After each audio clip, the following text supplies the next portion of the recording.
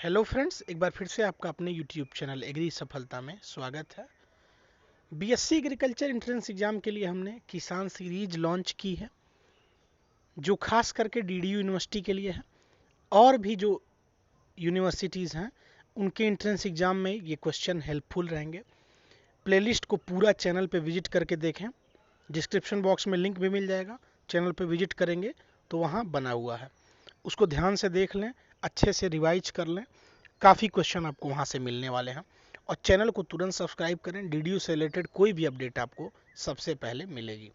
ठीक है, क्वेश्चन जो भी हमने सिलेक्ट किए हैं मोस्ट इंपॉर्टेंट है, इनको नोट डाउन करते हुए और रिवाइज करते हुए आप चलेंगे। ठीक है, भारतीय गाय का वैज्ञानिक नाम क्या है? देखिए, एनिमल हस्बेंड्री से भी क्वेश्चन पूछा जाता है। एग्रोनॉमी के क्वेश्चन हमने पिछले लेक्चर्स में डिस्कस कर लिए हैं, इसमें हम कर रहे हैं एनिमल हस्बेंड्री के क्वेश्चन को भी इंक्लूड कर रहे हैं। ठीक है, चलिए, भारतीय गाय का वैज्ञानिक नाम है तो ये है बॉस इंडिकस। अब इसके जगह विदेशी होती तो बॉस टेरेस। ठीक है, बकरी का वैज्ञानिक नाम क्या है? साइंटिफिक नेम ऑफ गोट, क्योंकि कुछ लोग इंग्लिश में भी होंगे, इंग्लिश मीडियम के भी, तो वो भी जान लें। तो क्या है साइंटिफिक नेम इसका? तो बकरी का साइंटिफिक नेम है कैप्रा हिरकस। ठीक है, नेक्स्ट क्वेश्चन, भेड़ का वैज्ञानिक नाम है, साइंटिफिक नेम ऑफ शीप, तो ये है आपका ओवीज एरीज।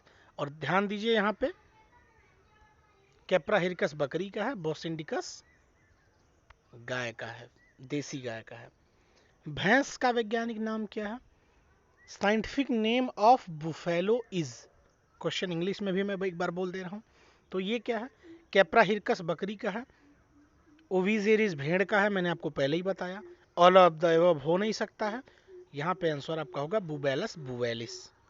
नेक्स्ट क्वेश्चन, ये इकोनॉमिक्स का क्वेश्चन है, ये भी जरूर पूछा जाता है, स्टार लगा के आप अपने नोटबुक में नोट कर लें।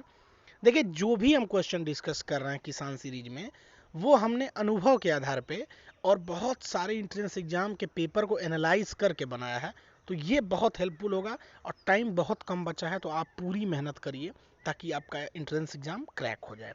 और हम भी इसके लिए मेहनत कर रहे हैं, तो आप भी मेहनत में साथ दीजिए ताकि हम जल्दी ग्रो करें। अर्थशास्त्र के जनक माने जाते हैं, अब यहाँ पे तीन हैं, अरस्तु हैं, थियोफ्रेस्टस हैं, एडम स्मिथ हैं। अरस्तु जो हैं बहुत पश्चिम के बहुत फेमस दार्शनिक हैं।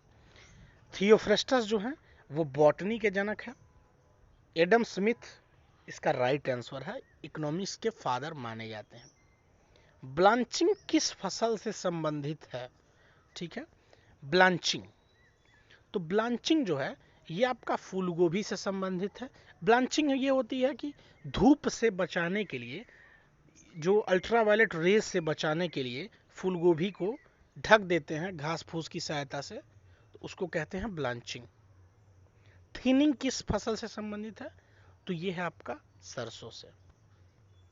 और थिनिंग में होता क्या है, ये प्लांट्स लगे होते हैं, मान लीजिए 15 × 10 पे लगे हैं, तो और बहुत सारे आसपास और उग गए हैं, तो प्लांट्स की संख्या को हम मिनिमाइज करते हैं, तो इस क्रिया को कहते हैं थिनिंग। ठीक है, गोदोहन की सर्वोत्तम विधि है, मतलब गाय का जो दूध निकालने की प्रक्रिया है उसकी सर्वोत्तम विधि कौन सी है? Best method of milking is, English में भी एक बार बोल दे रहा हूं। तो ये क्या है? देखिए, गाय के जो अडर से जो लगा होता है, उसको जब दूध हम निकालते हैं तो एक होता है कि हम अंगूठे के बीच में दबा लेते हैं, तो उससे गाय को दर्द होता है, तो इसको कहते हैं नकलिंग, जो हम अंगूठा बीच में दबा देते हैं, तो ये गलत विधि है।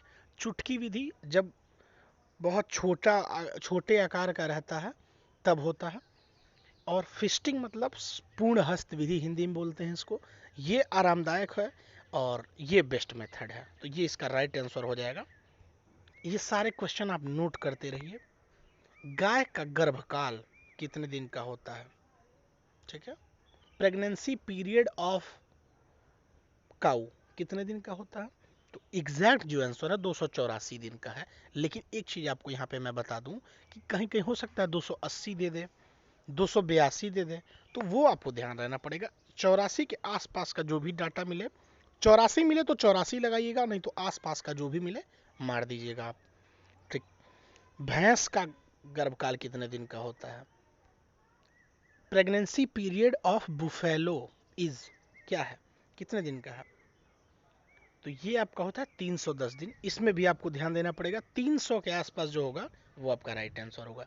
तो आशा करता हूँ कि वीडियो पसंद आया होगा। अपने सारे फ्रेंड्स में शेयर करिए ताकि सबको सक्सेस मिले, और चैनल को सब्सक्राइब करके बेल आइकन को प्रेस करिए, डीडीयू से रिलेटेड कोई भी अपडेट सबसे पहले मिले। और हाँ, प्लेलिस्ट को जरूर फॉलो करिए, पूरा पढ़िए, सिलेक्शन आपका हो जाएगा। All the best bro.